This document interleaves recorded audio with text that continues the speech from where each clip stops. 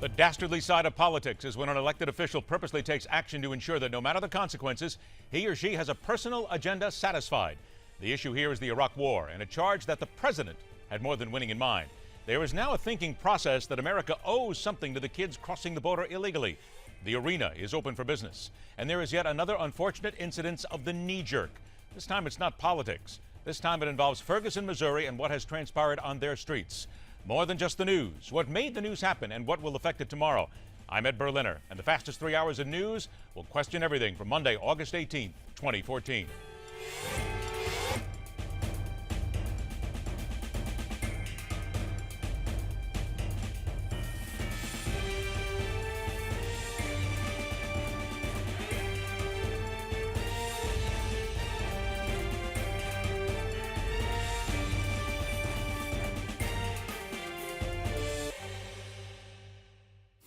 I want to start off by talking to Mike Brown's family. And I want you to know my heart goes out to you. And I say that I'm sorry. I wear this uniform. And I should stand up here and say that I'm sorry. The National Guard is now patrolling the streets of Ferguson, Missouri. More evidence is now being made public in the shooting death of an unarmed young man. And there is a call for the truth from every avenue. Despite what some loud and ill-informed voices are screaming, that call for truth is now just at the street level, nor in the offices of the Attorney General. It's now at those who have dedicated their life to protecting the people they serve. They want the same thing, and it's time their story was heard as well. Let's welcome to MidPoint our opinionator from the WAAR radio network who has been watching this from the very first day. Wayne Dupree joins us right now. Wayne, thanks so much for being here.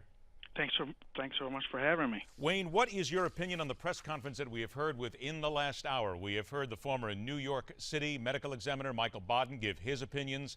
There are now 3 autopsies that are being done on Michael Brown's body. And, of course, there are now calls for the arrest of the officer who originally was involved. Your take on everything that's happened? Ed, there's too many hands in the cookie jar. There's too many hands in the cookie jar. This is a local issue. It's been made into a national issue by so many people trying to get their name out there.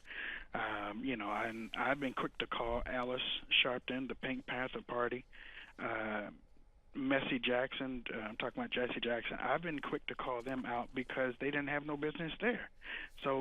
And even President Barack Obama. This is a local issue, and with the autopsy that came out, the Department of Justice is doing a investigation on the side. Usually they wait until the end, but now they're doing it on the side of an investigation going on. It's unheard of. We have kids dying every weekend. You don't see the mass media jumping or having trucks in Chicago every weekend covering it. So it's just too many hands in the cookie jar. Is that the thing that I guess grinds you and a lot of other people, is that there are hundreds of people who are dying in Chicago and other cities around America? We're not just talking about black kids. We're talking about Hispanic kids, white kids, boys, girls. They are dying in different. Matter of fact, just this weekend I think it was a 4-year-old girl who was killed in another instance of gunfire where police had to chase down a suspect. Those are the things that seem to be missing. And what we continually hear is that the police got it wrong when all the evidence is not yet in. All the evidence is not in. You have these armchair detectives jumping up, trying to piecemeal what they hear from the media. Plus, you have the racial arm of the Justice Department jumping in, adding their 2 cents. And basically, what you have a tinderbox. I've even seen on social media over the last couple of days, the police doesn't need a presence like they're having right now. Well, if the people are looting and throwing Molotov cocktails, I mean, you don't expect the police to have ice cream trucks out there handing out ice cream sandwiches. They have to protect the rest of the city.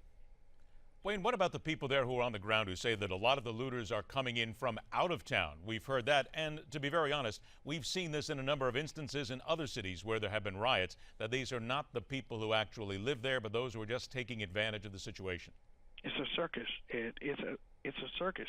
I mean, if you're watching TV and you're seeing that you can get over on this crisis, they're probably jumping in cars all around the city of Ferguson and said, well, they got a Best Buy over there I can check out, or they got a Target. I mean, it's a free for all, and the police have to put some type of presence in there. I saw that the National Guard was going to come in there. Fine. At least you have to protect the citizens of that town, no matter what. If you don't have a presence to stop that, then the citizens in that town are going to be, they won't feel like they're safe. Wayne, I'm going to play devil's advocate here. You have mostly an African-American community here, a larger African-American community in Ferguson, and you have largely a white police department. There are those who would say that the people there simply need some sort of resolution, but they need some sort of assurance that they are not being targeted simply because they are black. Here's my thing. I don't do anything to try to get in trouble. I don't. And I was taught that way. Now, I believe in the justice system. I also believe in respect of the justice system too. That's just the way I was brought up. I understand about the idea of possibly targeting. If you're looking at the way that this country is run right now, and you have President Bystander that's allowing people to come over the border, you don't know who is who and what is what. I mean, you have to ask people, if you see some type of kids just acting like like those hooligans in Ferguson, you have to say something. I mean, this young man, the video that was put out that the Justice Department didn't want come out because they didn't want America to see how this guy was dealing with the store clerk. There are bad people out there. You have to stop them before they destroy a community. Listen, you have to do it. You have to do it. If not, you're going to have chaos you're going to have Ferguson in almost every city in the United States of America, and we can't have that. Would you not agree, though, Wayne, that certainly the timing is suspect here, because as evidence is being released, and on the same day that we see certain pieces of evidence and certain pieces of evidence that would damn the police department there, we see the convenience store video of Michael Brown allegedly stealing something and allegedly the strong-arm robbery that went on. Wouldn't you say that that simply was just a bad idea? You shouldn't have done it. They kept asking for it, didn't they? I mean, you have people, where's the video? Where's the video? Where's the what's the policeman's name? Where's the tape? Where's the witnesses? And then just as soon as the stuff is put out there, why'd you put it out there? I mean, you can't have it both ways. You can't have it both ways. And look at who is doing this. The Justice Department, the Injustice Department, They're like, well, we didn't want you to put it out there. We know why you didn't want it, because you wanted another Trayvon Martin situation. You wanted to paint this boy as a saint. Well, maybe he wasn't a saint. I don't know the boy. Well, here we go now. Here's the gentleman you spoke of a couple of minutes ago. That specific incident we're talking about here. Here is Al Sharpton on Sunday talking about the police chief and the release of the tape of Michael Brown. While this mother and this father and their families haven't even had the time to bury their son,